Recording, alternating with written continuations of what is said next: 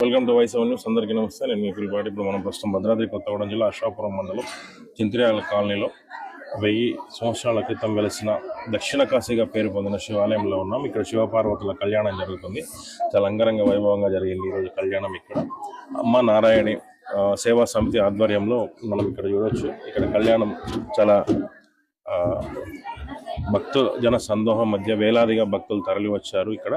ఈరోజు ఇక్కడ అమ్మవారి కళ్యాణం అయితే, సీతా స్వామివారి శివపార్వతుల కళ్యాణం అయితే చాలా గొప్పగా చేశారు. ఇక్కడ మనం భక్తులు చూడవచ్చు. మొత్తం ప్రోగ్రాం అంతా కళ్యాణం అయిపోయింది. కళ్యాణం అయిపోయినాక స్వామివారి అమ్మవారి ఆశీస్సులు తీసుకోవడానికి ఇక్కడ భక్తులు కూడా క్యూలో నిలబడ్డారు. ఇక్కడ మనతో మాట్లాడటానికి ఇక్కడ మనుగురు నుంచి కూడా వలసాల అన్న, ఒకసారి ఇట్టండి, 2 ముక్కలు చెప్పండి. మంచి యాక్టివిస్ట్ మనతో ఉన్నారు. అన్న పేరేంటి? మనతో మాట్లాడటానికి యాక్టివిస్ట్ వలసాల వెంకటరామారావు గారు కూడా ఉన్నారు. మనుగురు నుంచి వచ్చారు. వారితో మాట్లాడే ప్రయత్నం చేద్దాం. నమస్తే అన్న. నమస్తే. ఇక్కడ ఎప్పటి నుంచి వస్తున్నారు మీరు? నేను పోయిన సంవత్సరం వచ్చాను ఇదే శివ కళ్యాణానికి.